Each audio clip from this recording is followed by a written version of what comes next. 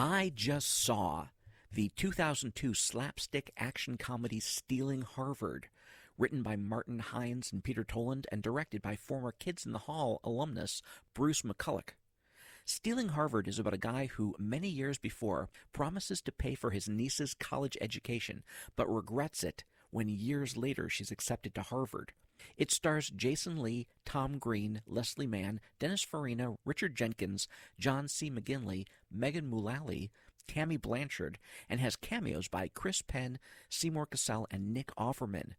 And let me bury the lead right here. It was not good. I don't understand how Tom Green was a thing for a few years in the early 2000s, but I'm glad that is over and done with. And let me also say that the only reason I watched this at all was because I worked as an extra for it on one day, and I was interested to see if he could see me in the movie. And it took 85 mostly painful minutes to discover that no, I did not make the final cut.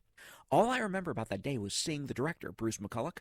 I'm a huge fan of the Kids in the Hall, and though at the time I had a strict policy of not bothering celebrities on set, I broke it that day so that I could gush all over him. He was very kind and gracious, and he didn't throw me off the set, so it was a good day. Now, despite all that I've said about this not being a good movie, and it wasn't, but I wouldn't actually call it a bad movie. It had some kind of cute things in it that kept it above water. The premise was kind of ridiculous because the girl who gets into Harvard, the reason why the uncle, who was played by Jason Lee, makes this offer is because when she was a little girl, like 10 years old, she was in a spelling bee and she got knocked out on the word tarp. She couldn't spell tarp, but I'm supposed to believe that eventually she gets into Harvard. Okay, I understand. It's a comedy, whatever. In the end, I rated Stealing Harvard a 5.2.